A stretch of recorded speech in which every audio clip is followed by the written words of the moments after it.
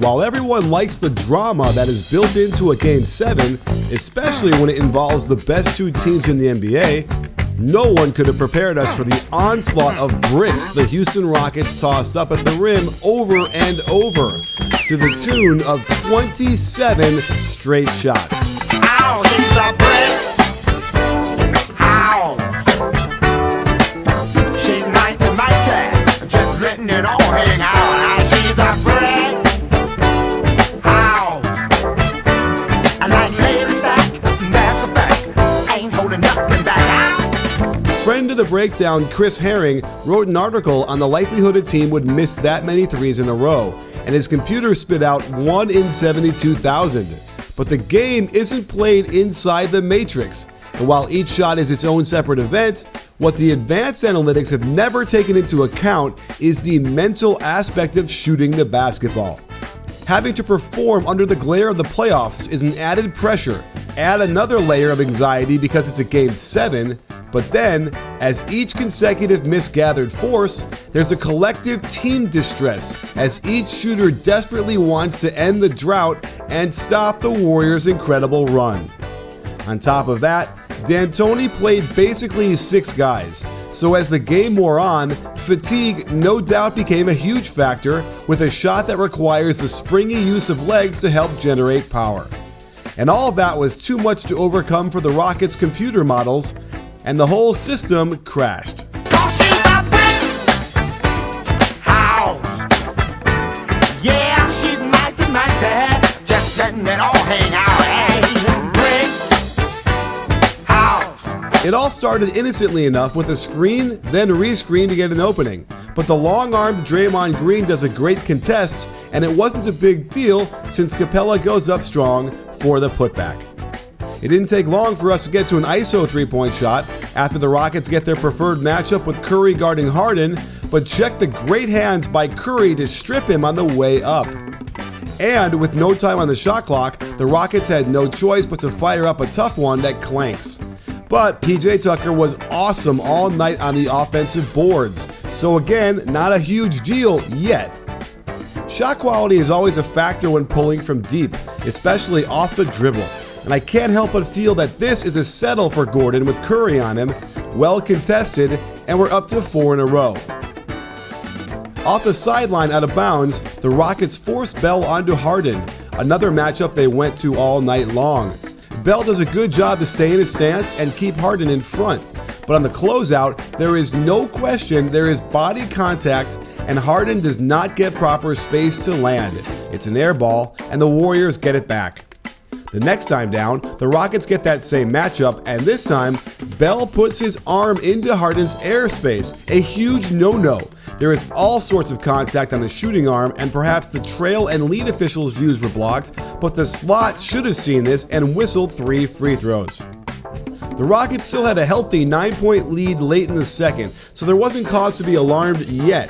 A good drive by Gordon forces Draymond to help, KD to bump down to the block, leaving the corner open.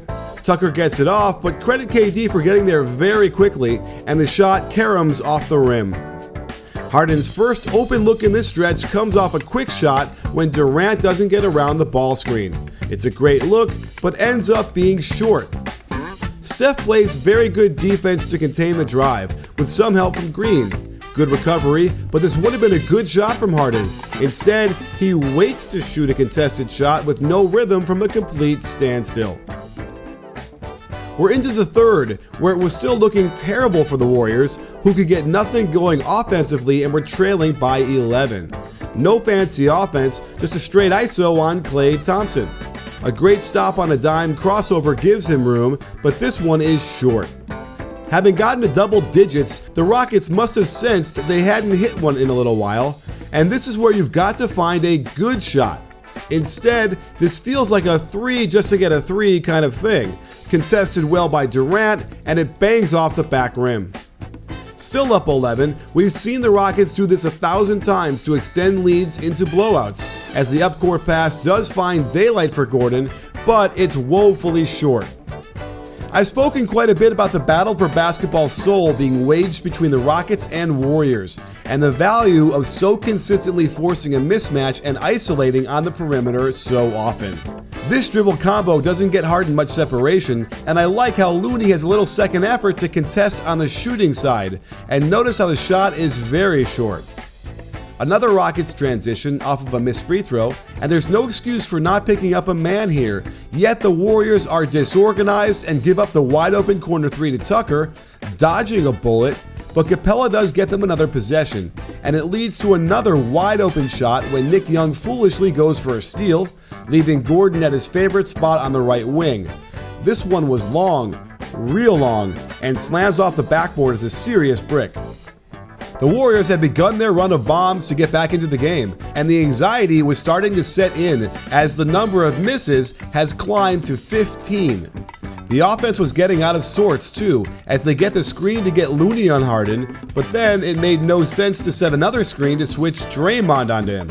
Harden doesn't want any part of that, throws an off-target pass to Ariza, who has no choice but to catapult one up before the shot clock expired. That said, the Rockets did retain possession. Houston caught Golden State over-rotating when two men fly at Harden and end up way out of position. This should have been 2 points, except Curry's effort and then Bell's recovery took it away. They do find Ariza in the corner, but the shot clock is almost off and Curry contests, and it's short. Clinging to a 3-point lead, Tucker gets a fantastic steal from Curry, and they're right where they want to be, attacking on the catch, but check Nick Young's effort to close out, contest in the air, and then one last lunge at Green as he's releasing the ball, and it clanks off the rim. Another explanation is needed here. They get Curry switched onto Harden, but then screen again so Draymond can pick him up.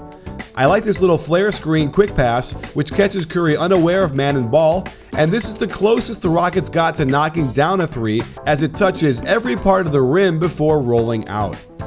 The boosters have fallen away, and the Rockets are now being pulled back to earth at terminal velocity, having lost their lead. Great job by KD to stick with the ball and pressure. Curry flies out to deny the pass back to Anderson, and the offense has to reset with 10 seconds on the clock. The short roll to Ariza sucks in the help, good kick to the corner, but great closeout by Durant to run Tucker off his shot. A good pass to Gordon gets him another open look and it slams off the back rim, but the Rockets do maintain possession and it catches the Warriors' defense completely out of position. This is officially the most open shot the Rockets got all night, but Ariza can't get his shot straight. Another Bell isolation by Harden, and he bails him out with a quick three-pointer. Great contest to the shooting side of Harden, and fatigue is becoming a factor as this one is way short. The offense was a bit stagnant, and the Warriors' pressure picked up big time to deny passes.